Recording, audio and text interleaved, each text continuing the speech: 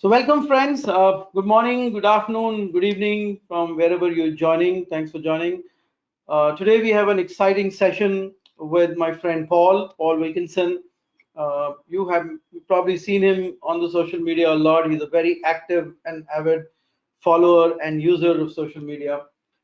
Today we're going to talk about various aspects in the digital transformation and service management transformation in an organization. And I'll be asking Paul a series of questions based on our experience and based on what some of you had put into the question pack. So we will expect Paul to respond to that. So thank you, Paul, for joining. A little bit on Paul. Paul has been working with Gaming Works for the last 18 years. He has helped develop a lot of good stuff, content for Gaming Works, and he's one of the designers for the Mars Lander game, and we'll talk a little bit about that game as well. And that has a very, very direct impact and effect on the service management that we talk about.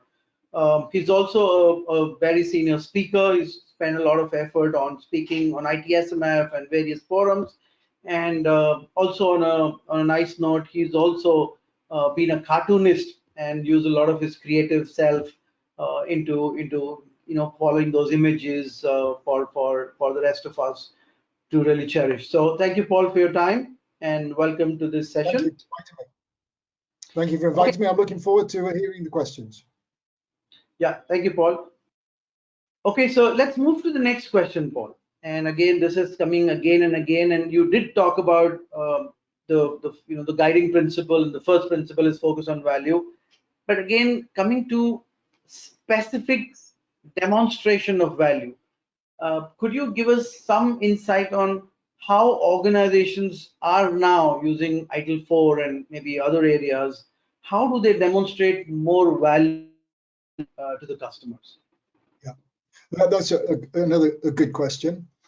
I'll relate this to the simulation game, the Mars Lander simulation game. In the simulation game, we put people into the mission control room of the flight of Mars Lander. And in the simulation, they get to play business and IT roles. So we're bringing business and IT together to align them. Now, the business roles are different. One of them is a sales role, and it's particularly interested in the ITIL definition of value and outcomes, revenue growth, customer satisfaction. Another director, business role in the game, is flight operations director, interested in the other side of the ITIL equation, costs and risks. Keep the cost down, maintain availability, reliability, stability. Now, both of those business directors have a different interpretation on value. And that's the first thing we need to realize.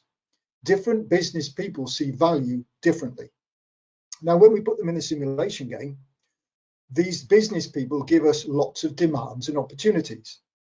At the same time in the game, we've got demands and opportunities from IT, maintain systems, solve problems, do continual improvement. In fact, there's too many opportunities and demands for the scarce resources we have. Every IT organization in the world recognizes this. There's always too much work for the resources. That means you've got to be able to make decisions which work delivers the most value. And that's what we teach them in the simulation. Nice that you've got a massive backload of opportunities and demands, but do we know what the strategic goals are? Do we have a governance mechanism? What do I mean by that? Well, when we got one business unit director saying, my project's the most important, it generates revenue, and another business unit director says, my project's the most important because it maintains availability and compliance, but we've only got one person available to work on it, which of them is right? Because they're both right. They both want their value. They both want to protect their own key performance target. But it's a fact of life. We can't do everything. We just can't. Ever again, we can't do everything. That means you've got to make an informed decision. Which value are we now prepared not to get? And that's what we need to teach people to do. Gain enough situational awareness by visualizing what is the complete backlog of work, what are the goals, what does current value look like, how much work have we got, who's working on what, which work can we not do. You've got to be able to show that and then say, if we don't do this, this is how much value we're going to lose in terms of revenue, customer satisfaction, productivity, or whatever. And ultimately, it comes down to a business decision. Which value are we prepared to lose? Which value is more important than another value? That's why you've got to engage with the different business stakeholders to say, what does value look like from your perspective? And until we understand that, and until we agree the governance mechanism, the only way it works is whoever's got the biggest mouth and the loudest voice will get their project done first.